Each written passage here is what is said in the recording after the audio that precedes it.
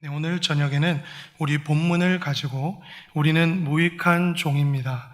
우리에게 믿음을 주시옵소서 라는 제목으로 함께 은혜를 나누고자 합니다. 자, 본문이 속한 이 누가복음 17장은 다수의 학자들에 의하면 도래할 하나님 나라의 역사에 대한 제자들의 마땅한 반응을 예수님께서 설명하신 부분이라고 합니다. 쉽게 말해 하나님 나라가 도래할 때까지 너희 제자 너희는 이렇게 살아라 하고 교훈하고 명령하신 말씀입니다. 이른바 우리가 속히 말하는 제자도라고 하는 것이죠. 그런데 이것을 염두에 두고 우리 17장의 내용을 주제에 따라 한번 세분화해 보면 오늘 본문이 갖는 중요한 의미를 발견할 수 있습니다. 일단 각 주제에 따라 문단을 나누면요, 제가 설명드리겠습니다. 1절에서 4절까지는 실족, 즉 죄를 지은 형제에 대한 용서를, 오늘 본문인 5절에서 10절에서는 제자, 종이 가져야 할 참된 믿음의 자세에 대한 교훈을, 또한 11절에서 19절은 믿음으로 고침을 받고 돌아온 사마리아인 이야기입니다. 그리고 20절에서 마지막 37절까지는 현재 우리 안에 있고 장차 올 하나님 나라에 대한 말씀입니다. 자, 여기에서 우리가 주목할 것은 우리 17장에서 두 번째 단락에 위치한 오늘 본문 제자도를 이야기하시면서요, 예수님께서 먼저 제자들의 믿음을 지적하셨다는 사실입니다. 그리고 이 믿음 안에서, 이 믿음으로부터 현재 우리 안에 있는 하나님 나라와 미래에 임할 하나님 나라의 무한한 능력이 펼쳐진다고 말씀하고 계십니다.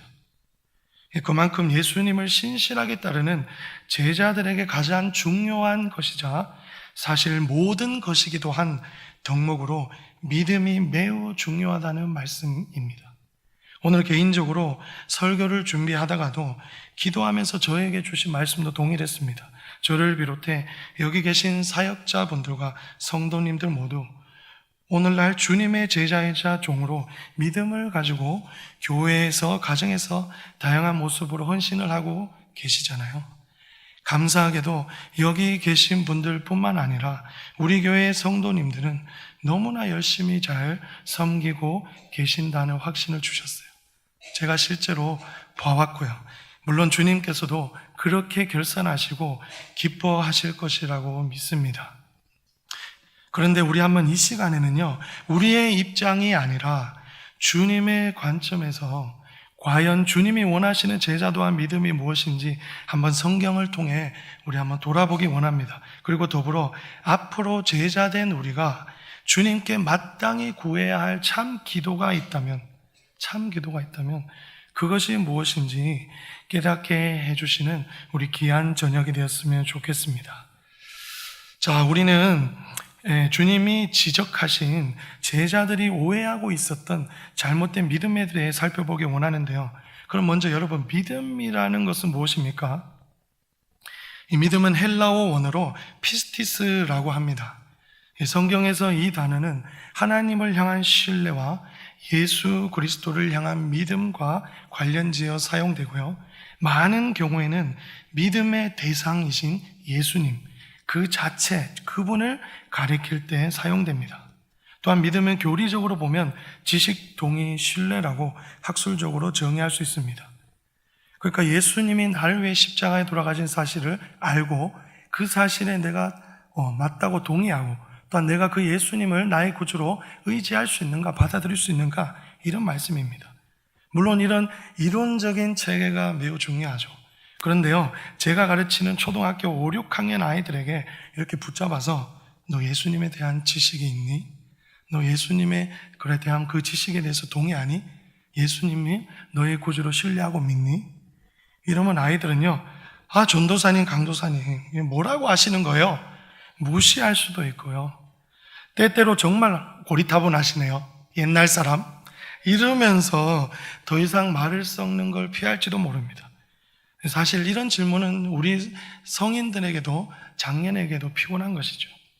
여러분, 믿음은 우리말로 하면 한마디로 신뢰하는 것, 끝까지 의지하는 행동으로 정의할 수 있을 것입니다.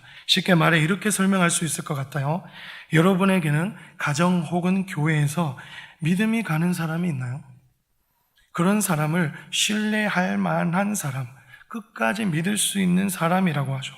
그리고 때때로 우리는 그들에게 속 이야기나 비밀을 살짝 터놓기도 합니다. 비록 이 비밀이 결국엔 타인에게 새어나갈 것이라는 것을 예감하면서도 위험을 감수하면서까지 우린 터놓기도 합니다. 왜요? 믿으니까요. 그래도 나만은 신뢰할 수 있는 사람이라고 내가 의지하니까요. 이런 거죠. 집사님, 권사님, 제가 진짜 말씀드리는 거예요. 저하고만 아셔야 돼요. 아시겠죠? 이렇게 했다가 결국 그 이야기가 다음날 동료 집사님, 내가 알지도 못하는 안수 집사님 물론이고 권사님, 장로님, 전도회, 위원회, 결국에는 우리 사역자들까지 비밀이 다음날 하나의 뉴스가 되어 교회에 비공식적으로 보도되기도 합니다. 나는 내가 마치 지난 여름에 지난날의 한 이야기를 알고 있다 라는 한편의 영화처럼 되기도 하죠. 여러분, 이렇게 사람이나 환경, 물질, 지식 등에 대한 믿음은요, 시대, 상황, 인간의 감정에 따라 계속 변하기 때문에 갈수록 신뢰가 무너지기 마련이에요. 그러나 우리 하나님이 주시는 믿음은 다른 거예요. 하나님이 주신 믿음은 영원 불변한 것이죠. 거기에는 우리의 구원을 향한 하나님의 놀라운 계획과 그의 완전하신 성품이 녹아있기 때문이에요. 그러므로 우리는 오직 믿음으로 구원받는 것이라고 확신합니다. 하나님이 우리 심령에 심어주신 그 누구도 오염시킬 수 없고 변질시킬 수 없는 그 고귀한 믿음의 씨앗을 끝까지 신뢰하고 얼마나 잘 붙들었는지를 하나님께서 우리를 보시고 나중에 결산하실 거죠. 우리가 하나님 앞에 섰을 때 사실 우리는 아무것도 보여드릴 수 없는 존재예요. 무엇인가를 하려고 하면 우리의 죄된 모습이 거룩하신 하나님 앞에 드러나잖아요. 그런데 그때 우리가 하나님께 보여드릴 수 있는 것이 있다면 하나님이 먼저 선물로 주신 이 믿음 뿐인 것입니다. 자, 앞에서 이렇게 믿음이 무엇인지 우리 한번 이렇게 정리해 봤어요. 그리고 이제 오늘 본문으로 돌아가 보면요. 문제는 예수님이 제자들, 즉 오늘 말씀에는 12명의 사도들의 잘못 구했던 믿음에 대한 오해를 지적하셨어요. 제자들은 분명히 잘못된 믿음을 가지고 있었는데요. 첫째로 믿음을 자신들의 능력을 나타내기 위한 도구로 구했다는 것입니다. 사랑하는 성도 여러분, 우리가 주님께 구할 때 내가 무엇인가를 할 수 있는 능력을 위해서 믿음을 구한다면요, 오늘 말씀에 예수님께서는 그것은 잘못된 것이라고 말씀하세요. 정말 잘못된 것이죠. 본문 5절을 한번 보시기 바랍니다. 사도들이 주님께 우리에게 믿음을 더하소서 하고 여쭈면서 구하고 있습니다. 그러자 예수님께서 6절에 이렇게 대답을 하십니다. 다 함께 6절을 읽어보겠습니다. 시작. 주께서 이르시되 너희에게 겨자씨 하나일 만한 믿음이 있었더라면 이 뽕나무들어 뿌리가 뽑혀 바다에 심기어라 하였을 것이요 그것이 너희에게 순종하였으리라. 아멘. 아니 너희에게 참 믿음이 있었더라면 뽕나무가 너희들의 말에 순종하여 육지에서 바다로 뿌리를 옮겨서 생명을 유지하는 기적의 역사가 일어나야 하는데 그런 일이 너희에게 일어나지 않는다는 것이죠. 믿음이 있으면 불가능할 것 같은 일도 일어나는데 너희는 그런 이적을 볼 역사가 없다는 것입니다. 결국 무슨 말입니까? 사도들을 너희에게 참된 믿음이 없다고 선언하신 것이죠. 왜일까요?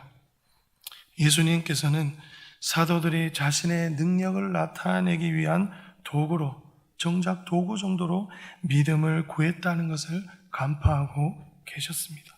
그러니 5절에서 사도들이 구했던 것을 보시면 믿음을 더하소서, 더 큰 믿음, 큰 능력을 위한 믿음의 분량을 구했지만 우리 주님께서는 6절을 보시죠. 너희에게 겨자씨 하나일 만한 믿음이 있었더라면 그것이 있었더라면 이라고 하시면서 진짜 믿음이 있는지 없는지 믿음의 소유가 중요하다고 말씀하고 계시는 것입니다. 더구나 이 제자들을 마치 부끄럽게 하시기 위한 듯이 표현을 보면 겨자씨 한 알만한 믿음이라도 있다면 표현을 쓰셔서 믿음의 크기보다 참된 믿음의 유무가 바로 하나님의 역사를 나타내는 능력의 초석이라고 꼬집고 계십니다. 믿음은 양과 능력이 아니라 하나님의 관점에서는 믿음을 내가 진짜 소유했느냐 안 했느냐 있는지 없는지가 더 중요하다는 것이죠. 우리 주님이 그렇다면 이 말씀하시는 제자가 가져야 할 참된 믿음의 자세는 무엇일까요? 둘째로 참된 제자는 종과 같이 주인이 맡긴 명령을 묵묵히 수행할 뿐이라는 것입니다. 다시 말해 참된 제자는 종처럼 그릇된 보상이나 자신의 영광에 관심이 없다는 것이죠. 하나님의 영광을 드높일 명목으로 자신의 능력과 업적에 관심이 있었던 사도들과의 그것과는 다르다는 것입니다. 오히려 양을 치고 밭에서 돌아와 바로 앉지 않고요, 주인의 밥상에서 겸상하는 교만도 없으며 주인이 먹고 마시는 동안 계속 수종을 드는 것, 끝끝내 감사하다는 말 한마디조차 없어도 그 명령에 순종한 후 나는 무익한 종이라 내가 마땅히 행할 일을 했을 뿐이라고 고백하는 것, 주님은 그것이 참된 제자의 믿음이요 참 믿음이라고 오늘 도전하십니다. 여러분, 그런데 우리 한번 조금만 생각해 볼까요? 사도들이 누구죠? 그 당시 사도들이면 주님을 본 사람들이잖아요. 주님의 명령대로 복음을 전하고 귀신을 쫓고 하나님의 영광을 위해서, 주의 교회를 위해서 엄청 거룩하게 쓰임 받았던 사람이잖아요. 그렇다면 그들이 주여 믿음을 더하소서, 능력을 행할 수 있는 믿음을 주소서 하는 간구가 어찌하면 인간적으로 당연한 것 아닌가요? 주일학교 사역을 하는 저도, 지금 동행전도 축제에 새신자를 위해 기도하는 여러분도, 가정과 개인적인 기도 제목 놓고 모두가 일반적으로 하는 기도가 사실 우리 그거잖아요. 아니, 연약한 우리가 무엇을 구하겠습니까? 능력을 행할 수 있는 믿음을 주님께 좀 달라고 하는 게 이것이 큰 잘못일까요?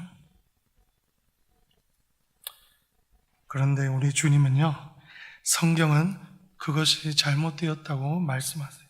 심지어 사도들처럼 그것이 하나님의 영광을 위해서라고 하더라도 그 출발이 나의 꿈, 나의 소원, 나의 높아짐, 나를 통하여 하려는 소원을 가지고 믿음을 구한 것이라면 더더욱.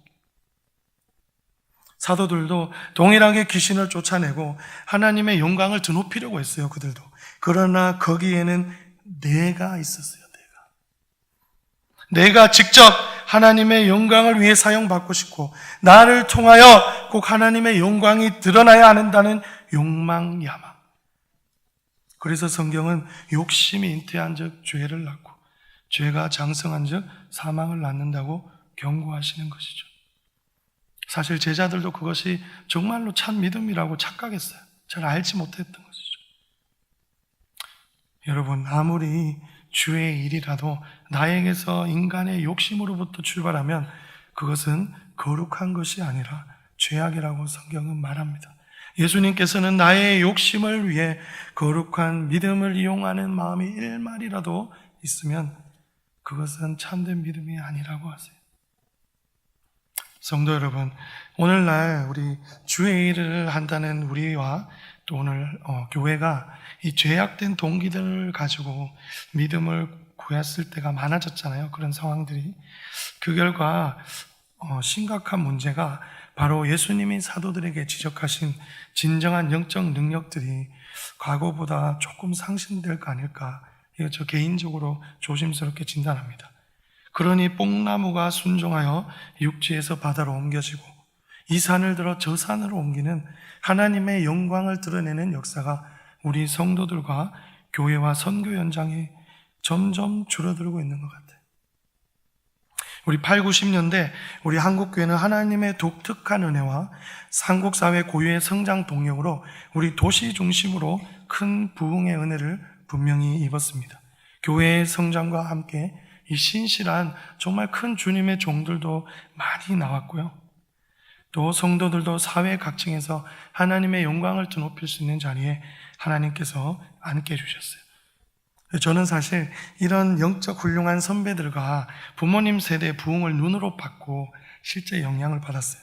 그때는 한국교회에, 그래서 어릴 때 이렇게 제 기억인데, 교회나 부흥회에 가면 이런 고백이 주문처럼 유행했어요. 믿는 대로 주실 줄 믿습니다. 어렸을 때 나는 생각이 정말 그래요. 그때는 실제로 근데 그랬어요. 교회가 성장하고 자녀가 좋은 대학, 또한 경제적으로 하나님께서 우리에게 충분한 은혜를 주시고 교회의 성도들과 믿음의 성도들이 사실 물밀듯이 늘어나기도 했던 것 같아요.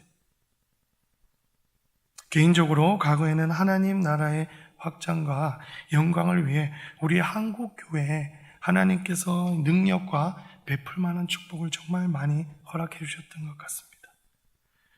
그런데 오늘날 한국교회는 영적 능력을 상실하고 세상으로부터 교회의 권위가 도전받고 있죠. 리더들의 일탈, 도덕적 문제, 또 물질주의, 세속화 때문에 많은 복합적인 원인이 있을 거예요. 오늘날 문제들은 개인적으로 이 말씀을 놓고 한번 기도했을 때요, 반성했을 때 주의 일을 하는데 어느새 인간의 욕심, 내 욕망, 죄가 조금이라도 들어감이 아닐까 하고 제 자신이 조심스럽게 진단합니다. 그래서 저도 사역 현장에서 이 아이들을 대할 때요, 내 욕심으로 숫자만 채우려고 하는 건 아닌지 성령께서 돌이키게 하시면요, 정말로 처절하게 회개하려고 노력합니다. 몸부림을 치는 것이죠. 그러니 오늘날 세상이 우리 교회를 비웃는 것 아닐까요? 경건, 능력의 모양은 정말 있는 것 같은데 진정한 능력이 나타나지 않기 때문입니다. 사랑하는 성도 여러분, 저와 성도님들은 모두 참된 제자 주님의 종이 되길 원합니다. 제자로서 잿밥에 관심을 두지 않고요, 일평생 묵묵히 주의 일에 순종하는 참된 제자의 믿음을 가지시길 함께 소원합니다. 이제 위에서 제자들의 잘못된 믿음과 주님이 원하시는 제자의 믿음은 무엇인지 이제 알아봤다고요. 그러면 여기서 이런 질문을 할 수 있겠죠. 아니, 그럼 강도사님, 도대체 참된 믿음으로 구한다는 게 구체적으로 무엇인가요? 어떤 것이죠? 무엇이 다르다는 것이죠? 어떻게 해야 예수님의 말씀대로 하나님의 놀라운 역사가 일어난다는 것이죠? 셋째로요, 참된 믿음으로 구하는 것은요, 연약한 내가 아니라 주님께서 그것을 이루어 달라고 구체적으로 기도하는 것인 줄 믿으셨으면 좋겠어요. 나에게 힘과 능력을 달라는 것이 아니라 믿음의 주인이신 예수님께서 그것을 해달라고 기도하는 것이죠. 다시 말해 믿음의 대상 그 자체이신 예수님을 구하는 것입니다. 내가 아니라 주님이 애초에 이루셨고 이루어 주실 것이라는 믿음을 저와 여러분 더욱 가지시길 원합니다. 단순한 말장난과 뉘앙스 차이가 아니에요. 여기에는 주님이 일하시는 하나님 나라의 큰 능력의 발현이 달려있다고 할 수 있습니다. 사랑하는 성도 여러분, 말을 다 하지 않아도 여러분과 저는 사실 산적한 기도 제목이 많은 줄 압니다. 가정에 아픈 부모님들이 있을 수 있고요, 또 자녀가 입시 문제가 있잖아요. 또한 경제적으로 물질적으로 분명히 압박을 받는 분들도 계실 것이고요. 우리 아들이 정말로 이번에 살을 빼고 좋은 신부감을 만나야 되는데 저 어제 어머니 기도 제목이라 하시더라고요. 그리고 이번에 사역적으로도 우리 교회가 사실 전도의 영적 전투 최전선에 있잖아요. 분명히 기도 제목이 있을 것 같아요. 저와 성도님들, 어쨌든 우리는 믿음 안에서 주님이 해결해 주시길 원하시잖아요. 또한 그렇게 우리가 살아가야 되잖아요. 그럼 어떻게 기도하고 구하고 있는지 다시 한번 우리 심령에 비추어 돌아보시길 원합니다. 성령님께 지혜를 달라고 구해보시길 원합니다. 예전처럼 여전히 더 큰 믿음, 남보다 더 큰 능력, 나의 아내와 능력을 위해 구하고 있지는 않습니까? 저희 어머니께서 한날은 저와 아버지가 밑에서 새벽 기도가 끝나서 차에서 어머니를 기다리고 있어요. 저희 아버지께서 출근을 하셔야 되는데 어머니가 약속된 시간보다 조금 늦게 나오시는 거예요. 그래서 아버지께서 조금 화가 나셨어요. 그런데 그 순간 저기 교회 1층을 보니까 어머니께서 기도하고 나오면 보통 눈물을 훔치시거나 아니면 조금 기도했다는 그런 표정이 있잖아요. 은혜로운 표정으로 내려오시는데 아니 웃으면서 내려오시는 거예요. 그날따라 저희 어머니는 그런 분이 아니시거든요. 웃으면서 내려오시는데 그래서 아버지께서 모르셨어요. 나는 지금 출근을 해야 돼서 조금 마음이 너무나 지금 급하고 화가 나 있는데 오늘 무슨 일 있었나 왜 웃으면서 왔냐고 물어보시니까요. 한 가지 에피소드가 있었습니다. 저희 어머니께서 기도 제목이 그 당시 있으셨던 것 같아요. 그래서 어머니께서 보통 오른쪽 가장 교회 뒷자리에 앉으셨거든요. 근데 그 자리가 여러분도 아시다시피 저쪽에 있는 사역자분들 자리하고 같이 거리가 가장 가까운 최단거리였어요. 그 어머니께서 그런데 그날 이렇게 기도하셨대요. 주여! 주여! 이렇게 기도하셨대요. 그런데요, 그 뒤에 저희 모교의 어떤 여전도사님이 이렇게 기도하시더랍니다. 주여 주여 하는 자마다 천국에 갈 것이 아니요! 이렇게 기도하시더라고요. 정말 기도를 하고 있었는데 그래서 어머니께서 도저히 기도를 하시다가 오늘은 절대 이거 도저히 안 되겠구나 하셔서 하나님께 기도드리고 내려오셨다는 거예요. 여러분, 단순히 웃기자고 한 말이 아닙니다. 본문의 사도들의 믿음을 지적하신 예수님의 말씀처럼 우리에게 진짜 믿음이 없다면요, 아무리 주님을 부르더라도 영생 구원에 이르지 못할지도 모릅니다. 또한 중요한 것은 오늘 본문을 봤을 때 주님의 영광을 위한 역사와 우리 삶을 구원하시는 손길 능력의 역사를 평생 체험할 수 없을지도 몰라요. 오늘 사도들이 그랬던 것처럼 믿음의 분량, 단순히 나를 위한 능력을 구하면 어쩌면 우리도 사도들과 같이 책망을 피할 수 없을지 모릅니다. 그것은 정말 안 될 일이죠. 사랑하는 성도 여러분, 이제 믿음의 주인이신 예수 그리스도를 구하시기를 바랍니다. 사도들처럼 나를 위한 믿음을 더하소서가 아니라 믿음의 주인이신 주님, 내가 연약해서 못하니까 주님이 해주세요. 주님이 나를 대신해 여호와의 열심으로 일하여 주세요.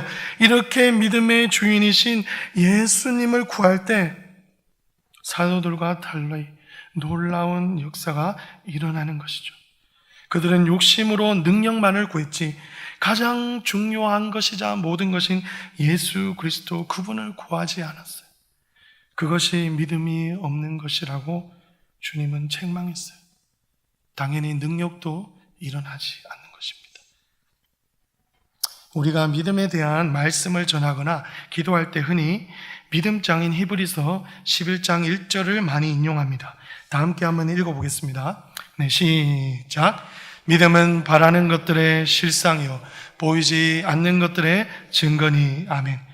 이 말씀을 가지고요, 종종 현재 내가 갖고 있는 이 문제나 소원이 있다면 기도하면서 믿음을 굳세게 가지고요, 바라고 보이지 않지만 계속 상상이라는 거예요. 그러면 그것이 실제 상이 돼서 드러나고 눈에 보이지 않지만 증거가 되어서 하나님이 선물로 주신다는 것입니다. 이런 해석을 하는 경우가 사실 많았어요. 한마디로 믿음을 마치 상상하고 바라면 주신다, 식의 일종의 알리바바와 요술램프나 도깨비 방망이로 기복적으로 보는 관점인 것이죠. 그러나 사실 이 말씀에서요, 바라는 것들의 실상과 보이지 않는 것들의 증거는요, 궁극적으로 예수 그리스도를 뜻합니다. 믿음의 대상이자 주인이신 예수님을 뜻하는 것이고요. 무슨 말이냐면요, 11장 말미에 39절 40절을 보길 바랍니다. 화면 한번 띄워주시고요, 제가 읽겠습니다. 이 사람들은 다 믿음으로 말미암아 증거를 받았으나 약속된 것을 받지 못하였으니 이는 하나님이 우리를 위하여 더 좋은 것을 예비하셨은즉 우리가 아니면 그들로 온전함을 이루지 못하게 하려 하심이라. 아멘. 이 말씀에서 이 사람들은 11장의 믿음장에 등장하는 아브라함, 이삭, 야곱, 요셉, 모세와 같은 믿음의 선진들인데요. 이들은 당시에 믿음으로 순종을 해서 그 증거로 하나님께 언약의 갱신과 물질적인 축복이라든가 생명의 보전 등을 증거로는 받았지만, 이들은 증거로는 받았어요. 그런데 아직 예수 그리스도가 오시기 전이기 때문에 구원을 주시는 분인 예수님을 사실 이들은 받은 적은 없어요. 그런데 40절 하반절을 보면요, 우리가 아니면 그들로 온전함을 이루지 못하게 하려 하심이라 라는 말씀을 통해서 오늘날 약속된 예수님을 선물로 받아 구원에 이른 우리들로 인하여 구약대 믿음의 조상들이 증거로만 받고 한 번도 보지 못했고 받지 못했던 예수 그리스도를 소망했던 그 믿음이 헛되지 않았다는 것이 증명되었다고 말씀합니다. 즉, 다시 말해서 오늘날 우리에게 열린 구원의 길로 인해 그들도 동일하게 예수님을 약속으로 받은 것과 같이 온전하게 구원받았다는 말씀입니다. 할렐루야. 사랑하는 성도 여러분, 제가 무슨 말을 하고 싶냐면요, 바라는 것들의 실상, 보이지 않는 것들의 증거, 이 믿음은 우리가 갖고 싶은 것, 축복, 우리가 지금 필요한 것, 능력이나 단순히 개인적인 기도 제목 등과 같은 이 하등 따위가 아니라는 것입니다. 그것은 바로 믿음의 대상이신 예수 그리스도 그 자체이시고, 그가 우리에게 약속하신 대로 십자가에 달려 돌아가셔서 구원하신 사실을 믿는 믿음이라는 것을 믿으시기 바랍니다. 따라서 믿음의 능력이 아니라 믿음과 능력의 주인이신 예수님을 정말 한없이 바라보시길 바랍니다. 예수님 그분을 기도할 때 구하시기를 소원합니다. 그것이 사도들과 유대인들을 비롯한 우리 종교 지도자들의 죄악을 답습하지 않는 것인 동시에 주님이 십자가에서 약속하신 대로 우리를 구원해 주신 것처럼 그가 직접 행하시고 그가 이루어 주시고 그가 저와 여러분들의 자녀의 삶을 선하신 뜻대로 인도해 주시는 역사를 체험하는 일인 줄 믿습니다. 여러분, 우리가 바라고 신뢰할 것은 오직 믿음 그 자체이신 예수님과 그가 행하신 구원임을 믿습니다. 모두 나는 할 수 없으니 예수님이 일해달라고, 그분이 나 대신 먼저 성취해달라고 이렇게 간구하는 우리 성도님들 되시길 기도합니다. 말씀을 맺겠습니다. 오늘 수요 예배를 찾으신 성도 여러분, 오늘 우리는 이제 제자들의 잘못된 믿음이 무엇이었는지, 참된 제자는 능력의 주인이신 예수님 그 자체를 구하는 것인지 알게 해주셔서 너무나 감사해요. 그런데요, 그럼에도 불구하고 잊으면 안 되는 사실이 있어요.